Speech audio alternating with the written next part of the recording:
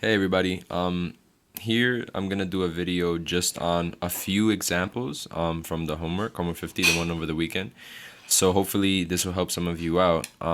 There's a couple of cases that are gonna come up. So I'm gonna start here on number two. And we'll go through like I think I'm gonna do two more examples. So this is gonna be the first one. Okay. So this is number two. You'll find it. It's like the second multiple choice from the homework. So first thing, right? The first step that we need to do again, denominators, right? By the way, 1, we should put it over 1, right? Because that would make a fraction. So we have three fractions. So if I factor this one, I'm going to have, let me do it over here, 30 over x squared minus 9 is a difference of perfect squares, right? So that factors x plus 3, x minus 3, okay? So far, so good. Then we have plus 1 over 1, again, equals 5 over x minus 3. So at this point, I know that I think I did mention this in class actually. You need to look at the denominators and you need to do over here, I'm gonna do this in the corner. I'm going to say that x, right, cannot be equal to. So what value of x would make the denominator 0? Here, nothing, right? Meaning there's no x there, so everything's good. Over here, if x is equal to what, will the denominator be 0? 3, okay? So x cannot be 3. How did I get that? Just set it equal to 0 and solve. Over here, we already have x minus 3. So if x plus 3 is a factor in the denominator, that means that x can also not equal what? Can also not equal negative 3, right? Because if it's negative 3 here, that would mean that negative 3 plus 3 equals 0, okay? So we can't have that, okay? So these are the values that we're not going to allow our equation to have, okay? We cannot have these values. So now let's solve. X plus 3, x minus 3, 1, x minus 3. How can I make them all the same denominator? Look at the factors. X plus 3, x minus 3, it already has 1, technically. Right? I can write a 1 there, but I don't need to. So it has 1. And it also has x minus 3. So actually, this fraction doesn't need anything. It's good. It has everything we need. The 1 needs everything, right? The 1 needs both of them. So the 1 is going to need x plus 3 and x minus 3, okay? So let me kind of write that here. So we're going to have x plus 3 x minus 3 over x plus 3, x minus 3, okay? I know it's a little small there, but we're basically going to give the 1 everything. The 5 really is only missing what? What is the 5 missing? X plus 3. That's the only thing it doesn't have. So we're going to give it x plus 3, okay? So what does that mean? Let's clean this up a little bit. So we're going to have 30 over x plus 3, x minus 3, plus, now, remember, we're multiplying 1 times x plus 3 times x minus 3. But we already know that x plus 3 times x minus 3 is this, x squared minus 9.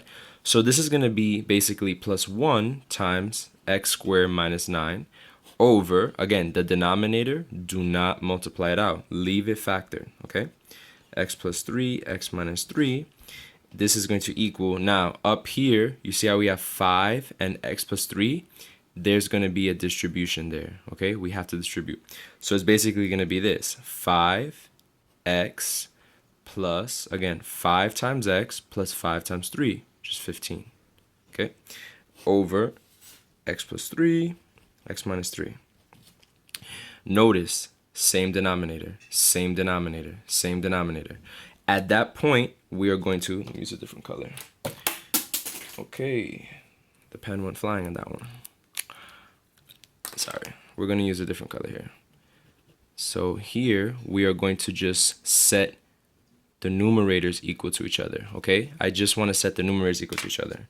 So that's going to give me, let's see, 30 plus x squared minus 9 equals 5x plus 15, okay?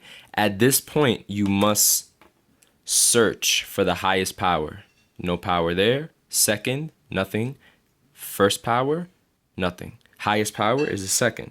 So this is a quadratic equation, okay? How do you solve a quadratic equation? You must make one side, okay? So set one side equal to 0, okay? That's nothing new, it's just review, okay? So let's do that now. I could move all three of these terms to the other side and make this side equal 0, or I can do these two and move them over. What do you think makes sense? Well, I'm asking you, but I'm telling you actually this makes sense. Move these two over, okay? Because you already have x squared on that side, so it's gonna be more efficient, okay?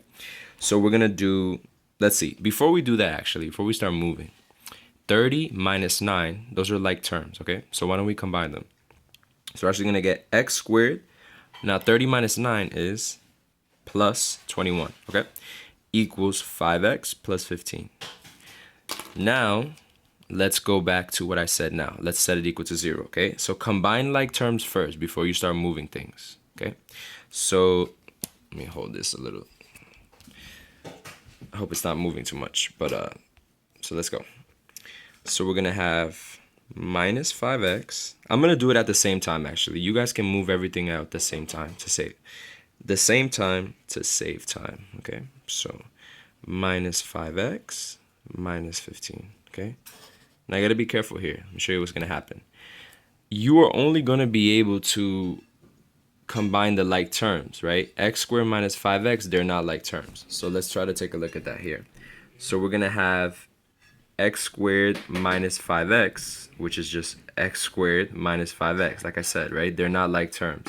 However, 21 and negative 15, those are what kind of terms? Like terms, right?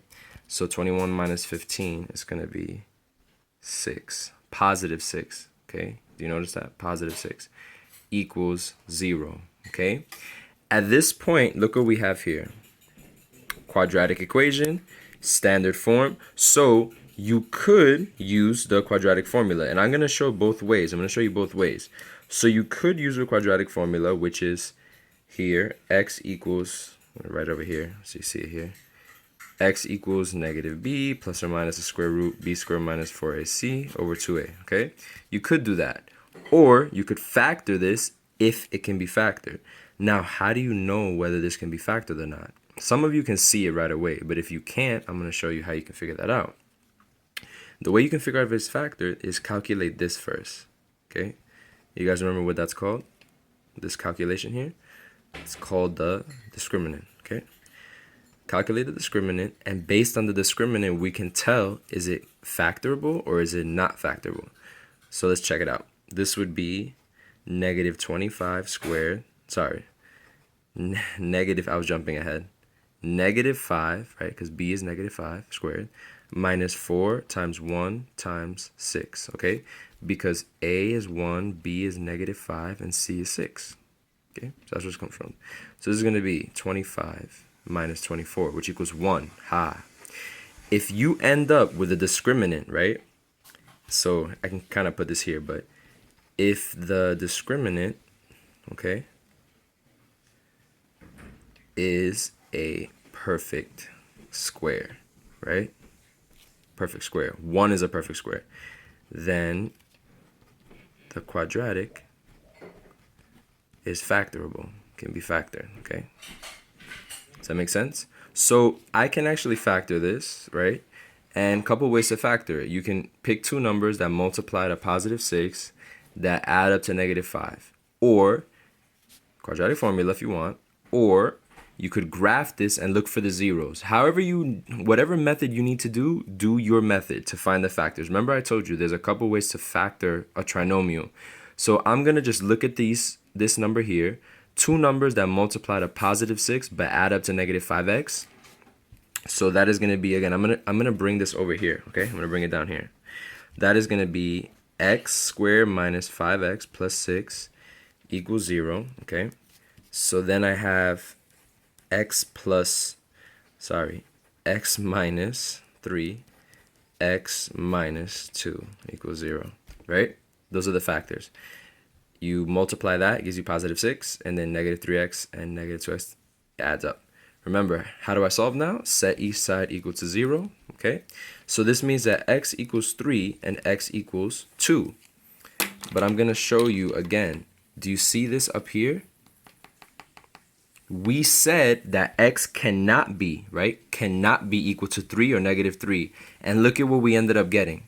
What that means here is that you reject, okay? Reject, no good. No, we cannot use this. That means our solution is x equals 2, okay? So what does that look like in the answer choice?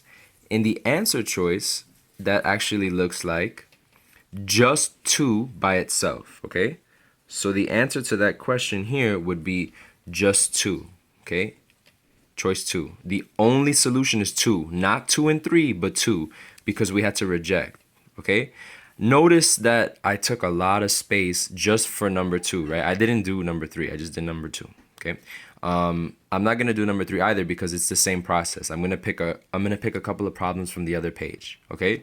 But just take a look at all of the work that I did here, and I got my final answer is 2, x equals 2, okay? Just 2, not 3, because we knew from the beginning that it would not be equal to 3, because then we would have undefined, right? It would not be good. This is not good, this is not good, okay?